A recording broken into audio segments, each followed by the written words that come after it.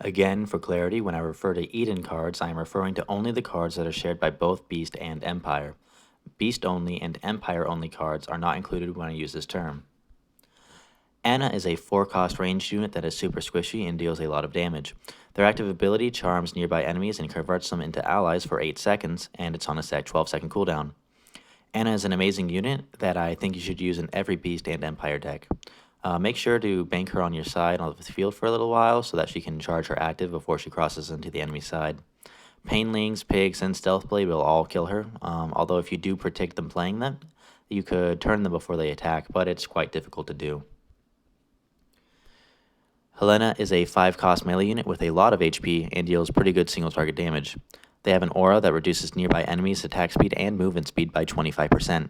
In my opinion, Helena is the best tank in the game as they actively reduce incoming damage, have good single target damage, and has a huge amount of HP for only 5 cost. Again, I would recommend using Helena in every Beast and Empire deck. Rail is a 5-cost melee unit that's a bit squishy and deals decent damage. When played, they deal a decent amount of AoE damage around where they're summoned, and if a unit dies from their battle cry, then they will teleport to an enemy unit that is furthest away from them and recast their battle cry. They'll continue to do a teleport and recast their battle cry until they fail to kill a unit with their battle cry. If used correctly, they can net you a huge soul advantage by killing every enemy unit if they're using a lot of swarm units. However, that's really their only use. I would only recommend using him if your deck is lacking in AoE removal or damage, which normally isn't the case for Beast, but can happen with the Empire decks quite a bit. Hilda is a 6-cost melee unit with a lot of HP and decent single target damage. Every time you play a unit, they gain a very large amount of max HP, which as always is also effectively a heal. Hilda is a great tank and a great addition to any Sense deck. They're pretty simple, so there's not really too much more to say about them.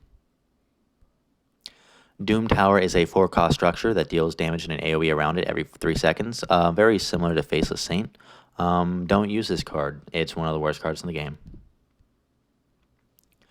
Faceless Saint is a 7-cost melee unit with a large amount of HP and decent single target damage. Every 3 seconds, they deal a fair amount of damage around them. They were recently nerfed, but they still make a decent tank. They're just easier to deal with now. At lower ranks, you can definitely use them effectively, but at higher level players will be able to consistently counter them in a soul-efficient manner. War Pigs is a 3-cost unit that self-destructs when they come into contact with an enemy, dealing a large amount of damage in a small area around the enemy. They function almost identically to Painlings, so there's not really too much more for me to add. They can be used to try to damage the enemy Guardian, to kill a powerful enemy that you can't afford to keep on the field, or to take care of a large swarm. Storm Cellar is a 3-cost structure that spawns a Storm Ghost every 7.5 seconds, and it lasts for 30 seconds, so it'll spawn a total of 4 ghosts. The Storm Ghosts, like War Pigs and Painlings, self-destruct when they come in contact with an enemy, dealing a large amount of damage in a small area around the enemy. It's a fairly useful structure that grants a good amount of pressure on the field. It's not a must-have, but it's a good card. Mad Axe is a 4-cost card that spawns 3 ranged units with medium range. At a range of 9, they have the shortest non-melee range in the game. They are somewhat squishy, but deal a very high amount of damage for their cost. They're a great DPS card that you can use in most decks for Beast or Empire. Turtleon is a 5-cost melee tank that deals a fair amount of single target damage. It has an aura that makes nearby allies take 25% less damage. I feel like this card's getting stronger due to the swarm meta, as it'll make all your weaker cards much harder to kill. It's a good card that you can use, although it seems to be a bit better for Empire than Beast.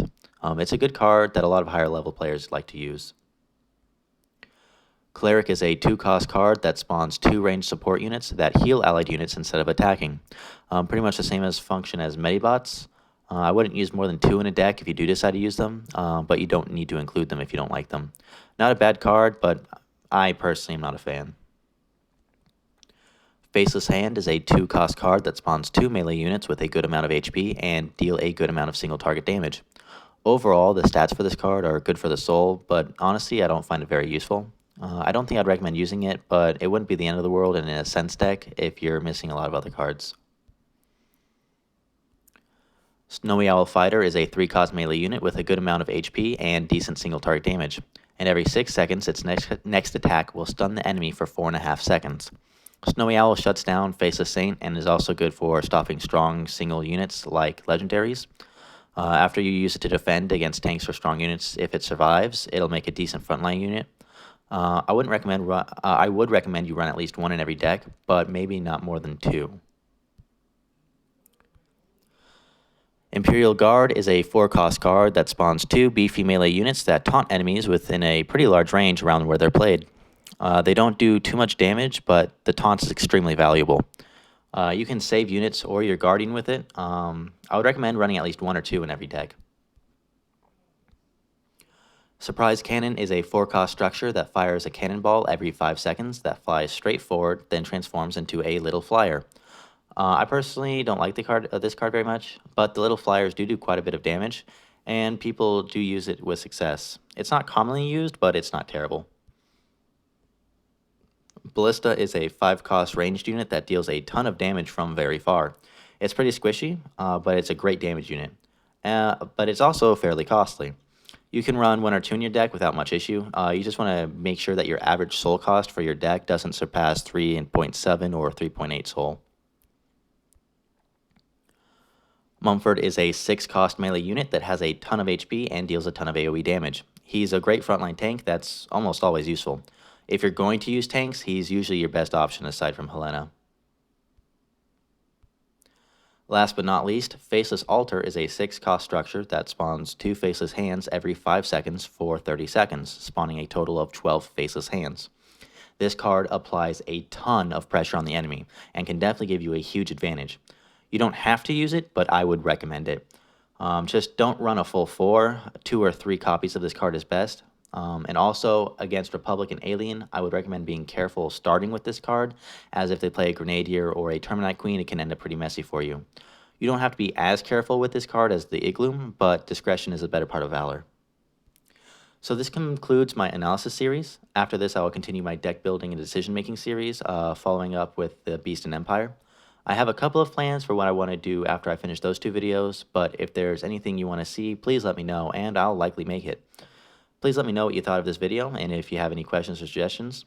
If you enjoyed this video or learned something new from it, please feel free to subscribe and click that little bell icon to be informed when I release future videos.